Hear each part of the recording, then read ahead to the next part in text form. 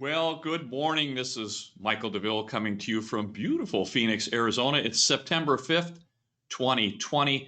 Tava and I are in the super plush studios of West USA for another Creating Wealth production, creating real estate wealth right here in Maricopa County, and we're here to bring that to you. We've got a couple of topics today. One of my very favorite topics, we're going to talk about the strategy. This is where the meat and potatoes of everything.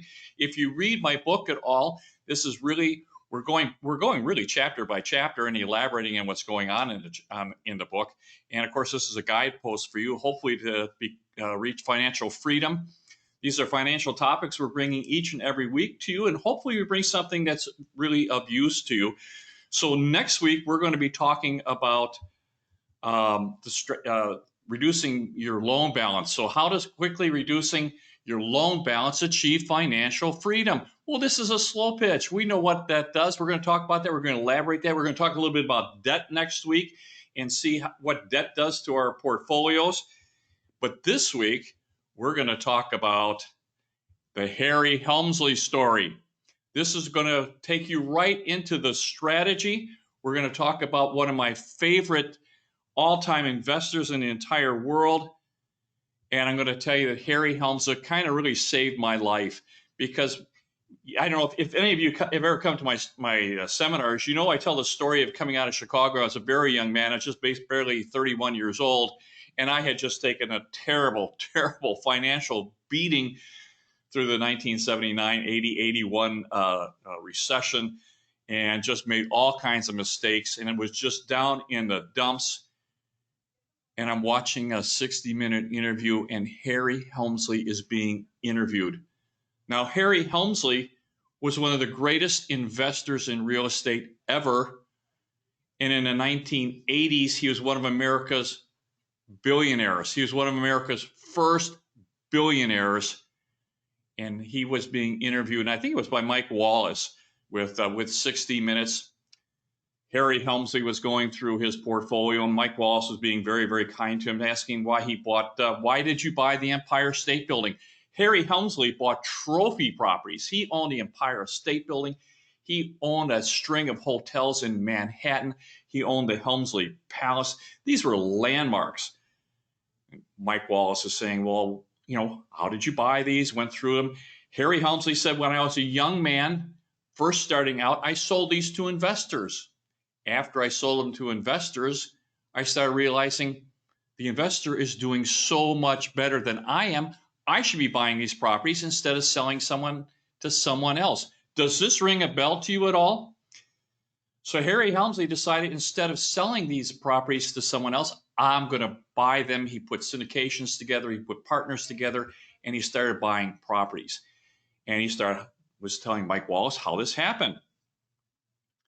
Well, here's the significant thing. Mike Wallace says, well, you've told me about all the properties you bought. Tell me what the criteria was for you to sell. And Harry Helmsley went blank. He just stopped. And Harry looked at Mike Wallace and says, you know, I don't think I've ever sold a property. He said, I've been investing for 50 years. And he says, I've never sold a property. Now, that put off a light bulb in my mind. And in the early 80s, I realized the problems I made. I used to flip a lot of properties and just take that income and spend it. I thought this would never, ever end. But it does end. All of us end. We run into problems. The economy changes. You know, we run into a bad string of buyers. All of a sudden, we no longer have the flips that are coming in. And I realized that had I continued to own all the properties I had flipped, what great wealth would be accumulated. If you just kept the properties that you had owned in your life, just think of the wealth that you would have achieved.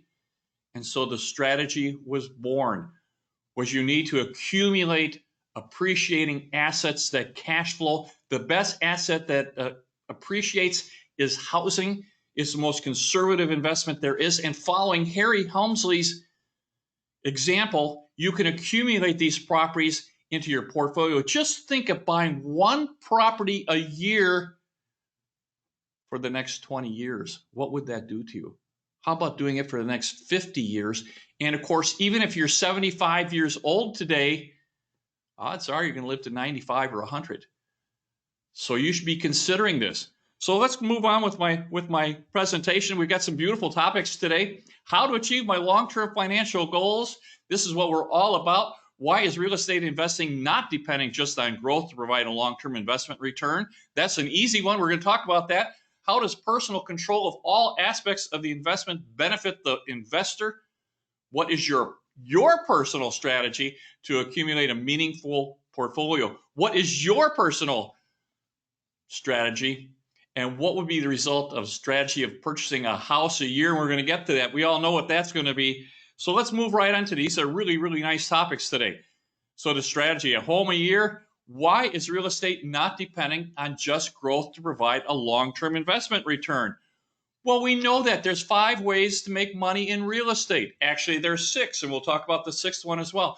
So we're in the business, and we're asking you to buy 1 property a year. That means to get ready to buy them, get your down payment together, and be pre-qualified, have your credit in one place, and of course, just be aware that I'm going to buy a property a year. That gives you all year long to find the right property for yourself. And so when you acquire it, most of us try to buy these below market. We try to get a little bit of a deal. Now, it's sometimes very hard in tough markets like today to get a really good deal. But let's just think what just 3% below market does to you. So if you put 20% down and you're just 3% below market, that 3% is a 15% return for you the day you close on it. So as a real estate agent, what else do we have at 3%? We also get our commission back, and we can add to that as well. So if you get 3% below market when you buy it, if it's worth 100 and you pay 97 for it, you're going to make 15% the day you close on it. If you get a commission of another 3%, you get $3,000 back on that. $3,000 on $20,000, another 15%. The day you close on it, you've made 30% return on your money. Now, how can you not be doing that? And we're also going to be taking a tax advantage. We're buying a tax advantage asset. So we get depreciation on this property.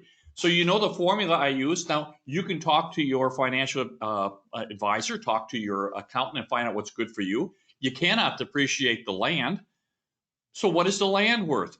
Well, I typically think the land is worth about 15%. So if you buy a property for $300,000, that means the land is worth $45,000. That gives you $255,000 to depreciate over 27 and a half years. That's about $9,000 a year in depreciation. Now, if that property were free and clear here in Maricopa County, it's going to be giving you net cash flow of $12,000 a year, about $1,000 a month. So if you're earning $12,000 in income and you're sheltering $9,000, you get $9,000 of that cash flow comes to you tax free. Now, let me ask you, what if you had 10 of these properties? You'd be getting $120,000. $90,000 of that is going to come to you tax free. Not only that, but if you're making $120,000 and you had a $90,000 of depreciation, that takes you down in tax brackets, and you'd be not paying about $30,000 by the time you took your standard deductions. You put a little money in your qualified plans, probably not going to pay any taxes. What a terrific tax shelter that is for you. How would you start not having to pay taxes because you're taking advantage of your real estate holdings? And of course, we have appreciation. Here in Arizona, we just kind of take that for granted. We've been on a standard year, kind of like the lowest year we ever had over 35 years in my portfolio. We've averaged about 4% compounded appreciation every single year. This year, the Cronfer report says we're like in double digits already if the year isn't even over. So let's think, if you bought at first of the year, you put 20% down, and like a year like today, you had a 10% appreciation on that $20,000. You buy a $100,000 house, you put $20,000 down, and you get $10,000 in appreciation. You have made 50% on your down payment your very first year, just 1 year. And of course, the next one is principal reduction. We love principal reduction. So you put 20% down. That means that 80% of that mortgage is still owed to somebody, probably the bank. And you're going to lease this property, and who is going to pay that mortgage for you? Your tenant. The greatest person in the world is going to pay that mortgage down for you. So even in a marketplace that's not appreciating, and there's a lot of markets around the country that are going to do okay. So even if they only get 1 or 2%, 3% appreciation, and you have a tenant in there, that tenant is going to pay that down for you. And next week, we're going to talk about some strategies to get it paid off and get it paid off quickly. And then the next reason, number 5, is my very favorite. We want cash flow, because cash flow drives my train. I'll tell you, most of my baby boomers, we want that cash flow because it pays for all our fun. We don't have to dip into our savings because our investments are paying us a salary each and every month. We're getting it from it's passive, it's mailbox money. It comes to us each and every month. And here's the bonus I'm going to tell you. Number 6, if you find a property that needs a little help, that's called a fix and flip. We're going to call it a fix and keep. Oftentimes you can find a property for a rental and just put $15,000 or $20,000 in, remodel the kitchen, put some better flooring in, spruce it up, put some lighting up, cost you $15,000 to $20,000.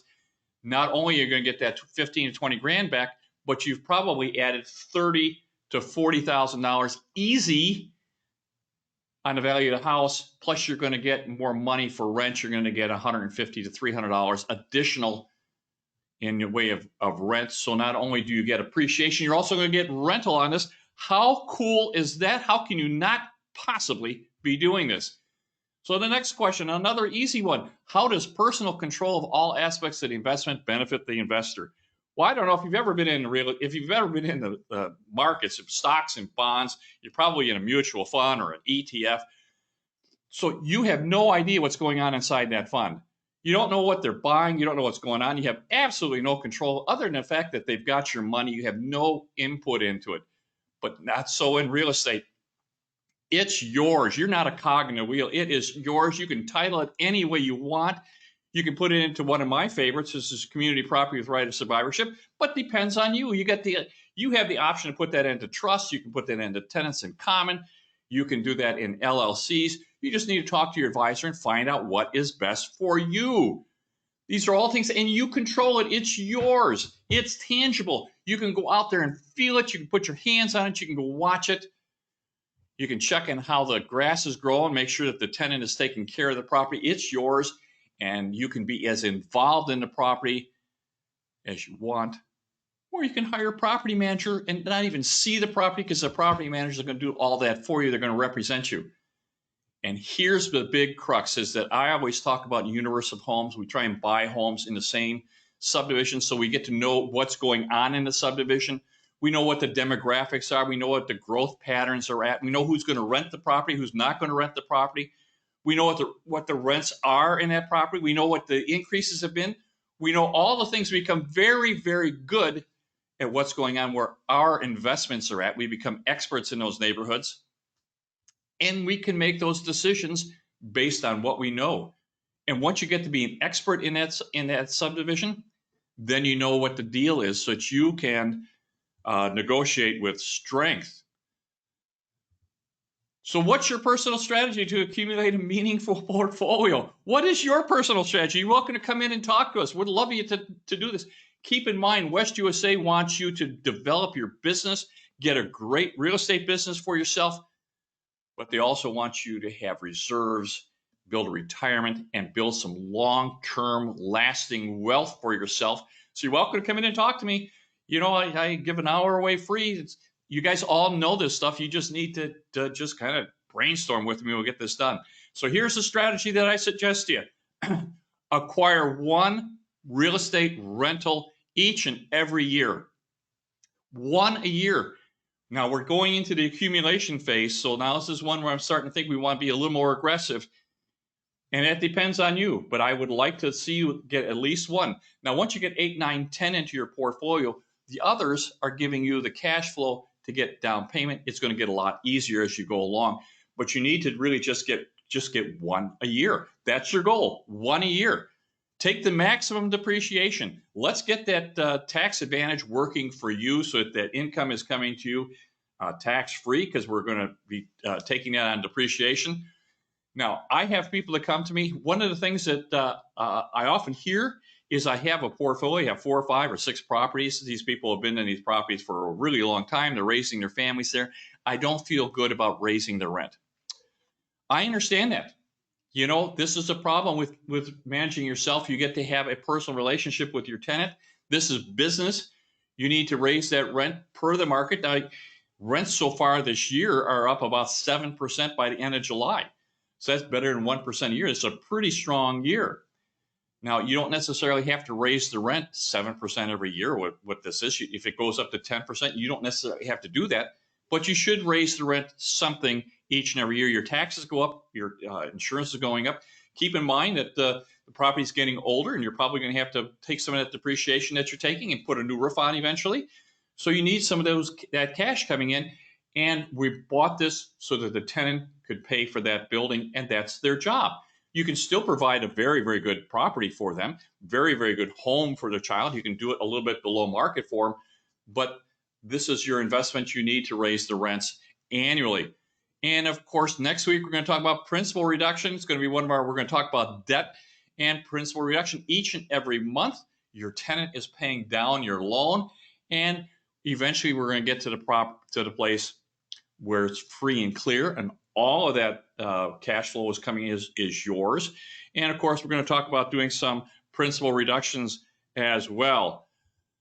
So what would be the result of a strategy of purchasing a house a year? I just told you the Harry Helmsley story. How can you not love this? How can you not be doing this? One property a year accumulating over 20 years. How much wealth do you think here in Maricopa that would generate for you? What if you had 20 properties that you bought in the 90s? All the way through here, you've been buying. You know, this has been a line going straight up. You know, it's probably going to continue for decades. So what happened in the 90s is going to happen in the roaring 20s. It's going to get even better. So if you have been doing this for 20 years, you would probably have over $5 million in net worth. And that's just at 4%. You'd probably have a $20,000 a month positive cash flow. $20,000 passive mailbox money coming to you each and every month. How would that be? You could do your practice, your business. You could do that in style. You could just be the best real estate agent in the world, because you wouldn't have any financial problems at all, because you'd have $20,000 a year coming in. And look at the estate planning that we have. When you get to be a baby boomer like me, you start thinking, how am I going to share this with my family? How am I going to make future generations secure? How am I going to take care of my sweetheart? And if we title these things, now this is totally up to you. This is a personal decision on your end. But with community, we're here in Arizona, community property state. We had this wonderful, wonderful tax advantage here, and it's called community property with right of survivorship.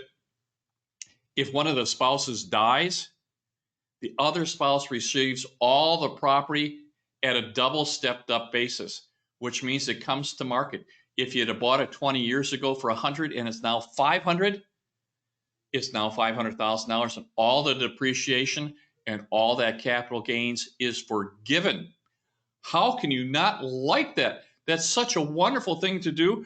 We're going to be having seminars on this. We're going to be having our workshop coming up, and you need to start thinking, how am I going to do this? Because you certainly want to get involved. So thank you so very much for listening to me today. Next week at 10 o'clock, we're going to be talking about my favorite thing. We're going to be talking about financial freedom, how to achieve that by reducing balances and your principal balance on this. We're going to talk a little bit about debt, as to what kind of debt we should have in our personal portfolio and in our personal lives, and taking care of some of the income that we have and some of the expenses that we have in our life. So I want to thank you so very, very much for coming. Now, we're going to be having seminars and workshops and a designation coming up soon. We're just waiting for the permission to do this. If you want to get involved with us, if you'd like to learn more, just email to creatingwealth@westusa.com. If you want to talk to us, you're welcome to call me at the corporate office. It's 602-942-4200. And we've put together a flyer that you can send out to your clients. Just call for it or email to creatingwealth@westusa.com, and we'll certainly send this out to you so that you can pass this along to your clients. Because not only would we like you to do this, we'd like you to start talking to your clients about this. They would like to do this as well. Everybody, 85% of the United States is concerned about retirement. This is such a great strategy for you to accumulate, to create just enormous wealth in your life. And if I can help in any way possible, just let me know. My very best to you. Bye-bye now.